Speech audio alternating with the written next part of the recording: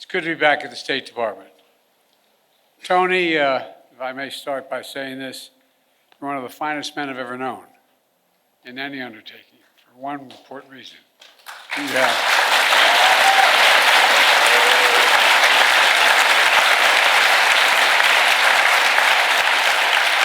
not only brilliant, you have incredible character. You have character. You have more integrity than almost anybody I know. Thank you for always sticking with me. Appreciate it. Folks, I'm grateful for his counsel and his friendship as well, but I also want to thank the members of my cabinet and the members of the Congress who are here today, and to all our diplomats, development experts, service members, and intelligence professionals. Many of the achievements we're going to discuss today were the result of your hard work, and that's not hyperbole, it's true. Thank you, thank you, thank you, thank you for your extraordinary service. I come here to the State Department to report on to the American people on the progress we've made in the last 4 years in our foreign policy and our presidency. I've said many times, we're at an inflection point. The post-Cold War period is over. A new era has begun. In these 4 years, we faced crises that we've been tested. We've come through those tests stronger, in my view, than we entered those tests. This is a fierce competition underway. The future of the global economy, technology, human values, and so much else. Right now, in my view, thanks to our administration, the United States is winning the worldwide competition. Compared to 4 years ago, America is stronger. Our alliances are stronger. Our adversaries and competitors are weaker. We have not gone to war to make these things happen. During my presidency, I've increased America's power at every dimension. We've increased our diplomatic power, creating more allies than the United States has ever had in the history of our nation. We've increased our military power, making the most significant investments in the defense industrial base in decades. We've increased the technology power, taking the lead in artificial intelligence and other technologies of the future. And we've increased the economic power, building the most dynamic economy in the world from the bottom up and the middle out, not the top down. In short, Kamala and I took office, our nation had become stronger at home, are stronger in the world. And now, America is more capable and I would argue better prepared than we've been in a long, long time. While our competitors and adversaries are facing stiff headwinds, we have the wind at our back because of all of you. This is what we're heading into. And over the next administration, that's what we're handing it to. Today, I want to lay out what we've done, the opportunities we've created for America, and those opportunities going forward. Today, I can report to the American people, our sources of national power are far stronger than they were when we took office. Our economy is booming, although there's more work to do. Our technologies, from artificial intelligence to biotech, quantum, and to advanced semiconductors, they're the envy of the world. And we have made the most significant investments in America and the American workers since the New Deal. To rebuild our roads and bridges, our ports and airports, clean water systems, affordable high-speed internet, and so much more. To build American manufacturing, to make advanced semiconductors, which we invented here at home. We made the largest investment in climate and clean energy ever anywhere on earth in the history of the world, spurring nearly $500 billion in private sector investment. We've also significantly strengthened the defense industrial base, investing almost $1.3 trillion in procurement and research and development.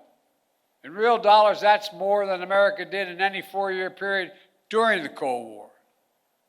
This is going to ensure that we're fully equipped to fight and win wars, which is also the best way to deter wars in the first place. Today, I can report to the American people, our alliances are stronger than they've been in decades.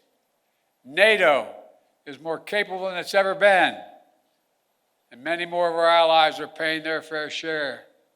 Before I took office, 9 NATO allies were spending 2% of their GDP on defense. Now 23 are spending 2%. And look at the Indo-Pacific. We've made partnerships stronger and created new partnerships to challenge China's aggressive behavior and to rebalance power in the region. We did it, what few thought was possible, to build the first ever trilateral partnership between the United States, Japan, and South Korea. Then another among the United States, Japan, and the Philippines, drawing closer our Pacific allies to defend our shared security and prosperity. We brokered a defense pact known as AUKUS among the United States, Australia, and the United Kingdom, connecting the Atlantic and Pacific allies as only America is able to do. And we've taken the Quad to the next level. The United States, Japan, Australia, and India. When we had that first meeting, I was dumbfounded when they all called and said, "Can we do this at your house?" I think I'm kidding. My wife said, "No problem." It was during the UN meeting, and we thought we were going to do it in New York, but they wanted to do it in Delaware. I said, "Why?" I said, "We can know, then people will know we're really friends." Our democracy, with vibrant economies, working closely, security, supply chains, technology, and so much more. In the Red Sea, we brought together more than 20 countries to protect civilian ships from attack by the Houthis, defending freedom of navigation in one of the world's busiest waterways. And we have strengthened partnerships all across the Americas, defending democracy, targeting corruption, addressing migration, increasing prosperity, and protecting Amazon rainforest, which captures billions of tons of carbon from the atmosphere every year. Overall, we've reinvigorated people's faith in the United States as a true partner. Today, I can report to the American people, our adversaries are weaker than were when we came into this job 4 years ago. Just consider Russia. When Putin invaded Ukraine, he thought he'd conquer Kyiv in a matter of days. But the truth is, since that war began, I'm the only one that stood in the center of Kyiv, not him. Putin never has. Think about it.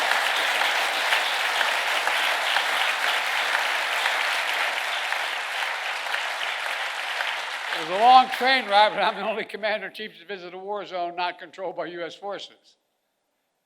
We helped Ukrainians stop Putin. And now, nearly three years later, Putin has failed to achieve any of his strategic objectives. He has failed thus far to subjugate Ukraine, failed to break the unity of NATO, and failed to make large territorial gains. There's more to do. We can't walk away. We rallied 50 nations to stand with Ukraine, not just in Europe, but for the first time in Asia as well. Because those countries in Asia know what happens in Ukraine matters to them as well. We delivered air interceptors, massive numbers of munitions, enacted relentless, unprecedented sanctions to keep Ukraine in the fight. And now Russia is struggling to replace what they are losing on the battlefield in terms of military equipment and fighters. And the ruble is under enormous pressure. As I saw it, when Putin launched his invasion, I had two jobs. One, to rally the world to defend Ukraine, and the other is to avoid war between two nuclear powers. We did both those things. Today, Ukraine is still free, independent country with the potential for a bright future. And we laid the foundation for the next administration so they can protect the bright future of the Ukrainian people. And now, look at Iran. Did you ever think we'd be where we are with Iran at this moment? After those despicable attacks by Hamas on October the 7th, Iran directly attacked Israel twice with hundreds of ballistic missiles and drones. And twice they failed because the United States organized a coalition of countries to stop them. and ordered U.S. aircraft to come to the defense of Israel. Now, Iran's air defenses are in shambles. Their main proxy, Hezbollah, is badly wounded. And as we tested Iran's willingness to revive the nuclear deal, we kept the pressure with sanctions. Now Iran's economy is in desperate straits. All told, Iran is weaker than it's been in decades. And if you want more evidence that we've seriously weakened Iran and Russia, just take a look at Syria. President Assad was both countries' closest ally in the Middle East. Neither could keep him in power. Quite frankly, neither really tried very hard. Now, I cannot claim credit for every factor that led to Iran and Russia growing weaker in the past 4 years. They did plenty of damage all by themselves. But Israel did plenty of damage to Iran and its proxies. But there's no question, our actions contributed significantly. And now major authoritarian states are aligning more closely with one another. Iran, Russia, China, North Korea. But that's more out of weakness than out of strength.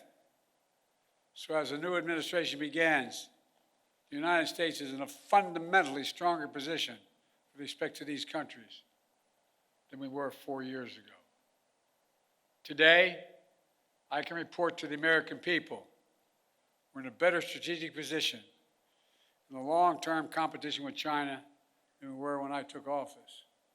You all recall, many experts believe or predicting it was inevitable that China's economy would surpass ours.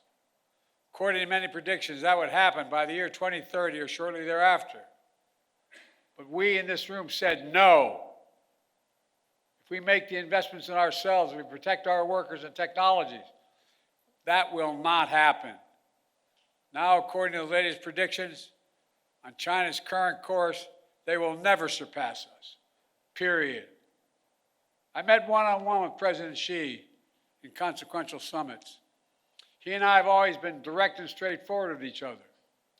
I made it clear we expect China and everyone to abide by the international rules.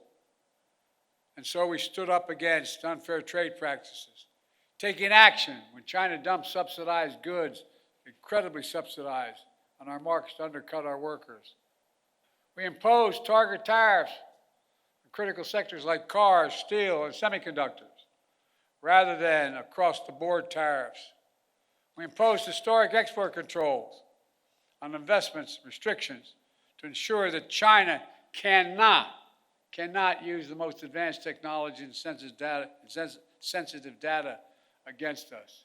And critically, we enlisted our allies and partners to join us, building more convergence among our allies on a shared approach to China than ever existed, and showing that it's more effective to deal with China alongside of partners rather than going it alone. But even while we compete vigorously, we've managed our relationship with China responsibly, so it's never tipped over into conflict. We've created lines of communication between President Xi and myself, and between the leaders of our militaries, to avoid misunderstanding. We found ways to work with each other, to address climate change, to reduce the flow of fentanyl in the United States, which, by the way, overdose deaths are coming down across our nation. And in my administration, we've seized more fentanyl at our border in 2 years than the previous 5 years combined. Today, I can also report to the American people, we're the first president in decades who's not leaving a war in Afghanistan to his successor. But we've got bin Laden during the Obama-Biden administration, the primary objective of war had been accomplished. And I believe that going forward, the primary threat of al-Qaeda would no longer be emanating from Afghanistan, but from elsewhere. And so, we not need to station a sizable number of American forces in Afghanistan. So when I took office, I had a choice. Ultimately, I saw no reason to keep thousands of servicemen in Afghanistan. I think I have my schedule with me, and I keep on my, I don't here. don't have, but I keep on the back of my card the actual number of dead and wounded that occurred in our longest war to remind myself. Keep spending hundreds of millions of dollars a day. We're no longer doing that. In my view, it was time to end the war and bring our troops home, and we did. I commend the courage of all those who served in Afghanistan. We grieve all 2,461 Americans who made the ultimate sacrifice in the longest war in American history. And I grieve those brave service members whose lives were lost during the withdrawal. We also thank those inside and outside of government who have done so much to help thousands of Afghan families resettle in the United States.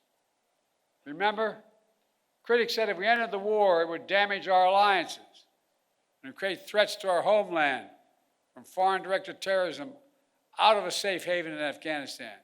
Neither has occurred. Neither has occurred. And our alliance has stayed strong. We've used our over-the-horizon capabilities to strike in Afghanistan and elsewhere when we had to. For instance, eliminating Zawahiri, the leader of al-Qaeda, who helped orchestrate the September 11th attacks. And we did it without putting more American boots on the ground. And by ending the war, we've been able to focus our energy and resources on more urgent challenges.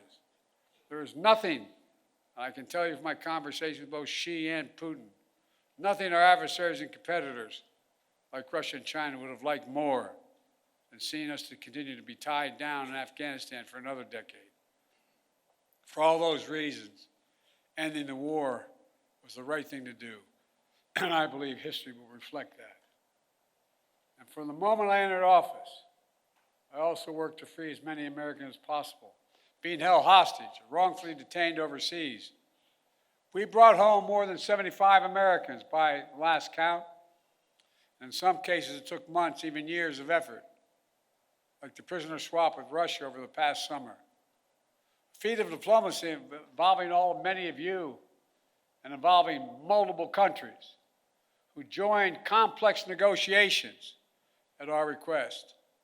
Another example of the power of our alliances. We did not have these relationships, those women and women would likely still be in prison. And finally, I can report to the American people that we restored our leadership in a range of other generational priorities. When I took office, we were no longer part of the International Climate Agreement. We announced on day one that we would join the Paris Accord, rejoin. And we've led by example. We've conserved hundreds of millions of acres of land and water, more than any president in American history, making investments in clean energy and convincing other nations to join us. Thanks to our efforts, the world has reached the goal of investing $100 billion every year in public and private funds to reduce greenhouse emissions, to drive down the cost of clean energy, to help developing nations adapt to climate change. Our administration has launched a transformative initiative to build high-impact infrastructure in developing nations. It's called PGI. You all know that better than anyone. This is our alternative to what China offers with its massive projects across Africa and beyond. But their approach features no workers' rights, no environmental protections, unmanageable debt, shoddy construction, all in exchange for military access to ports and other exploitative purposes. By contrast, we've leveraged $600 billion and unleashed the private sector to build an infrastructure in order to grow economies and combat climate change. As an example, I was recently in Angola to see a major project being built with the help of American public funding, which brought in even more private investment. We're building the first ever transcontinental railroad across Africa. It will significantly improve the economies of the region. Will help farmers transport crops to new global markets. Will transport critical minerals that are needed for electric vehicles and semiconductors. China used to control the supply chains in these materials, but not for long. Now make no mistake, There are serious challenges the United States must continue to deal with in Ukraine, in the Middle East, in the Indo-Pacific.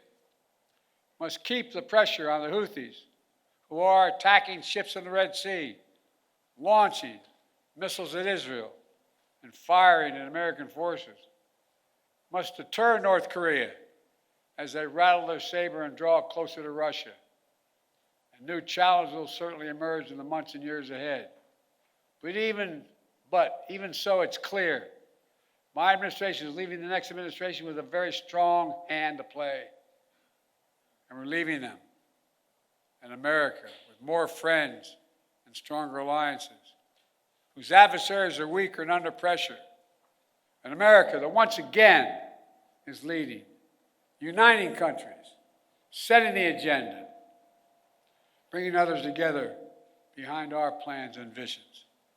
An America which is no longer at war, which has made historic investments in American workers, American energies, American factories, generating the strongest economy in the world, which is now in a much better position to win the future against any competitor. These wins are not partisan. They're American. They benefit all Americans and reflect America's endless capacity for leadership and reinvention. Look, folks, the United States should take full advantage of our diplomatic and geopolitical opportunities we've created to keep bringing countries together to deal with challenges posed by China, to make sure Putin's war ends in a just and lasting peace for Ukraine, and to capitalize on a new moment for a more stable, integrated Middle East. To do that, the next administration must make sure the fall of Assad does not lead to the resurgence of ISIS in Syria and across the region. It must carry forward the commitment that America will never, never allow Iran to acquire a nuclear weapon. And on the war between Israel and Hamas, we're on the brink of a proposal that I laid out in detail months ago, finally coming to fruition. I have learned in many years of public service to never, never, never, ever give up.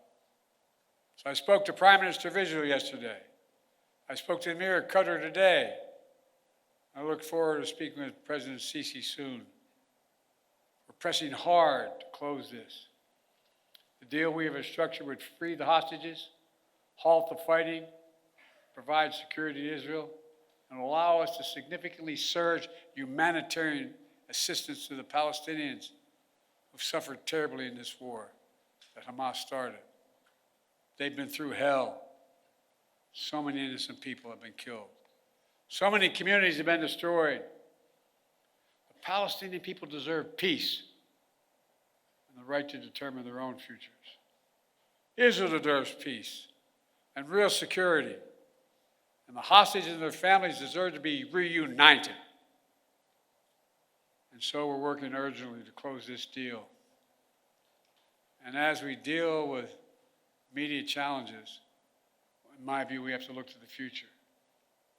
I urge the next administration to carry forward two issues that have been central to my presidency and which shape the future, in my view. On artificial intelligence, we are in the lead, and we must stay in the lead. We must not offshore artificial intelligence, as we once did with computer chips and other critical technologies. AI has the power to reshape economies, governments, national security, entire societies. And it must be the United States and our closest allies that lead the way to ensure people's rights are respected, their safety is protected, and their data is secure.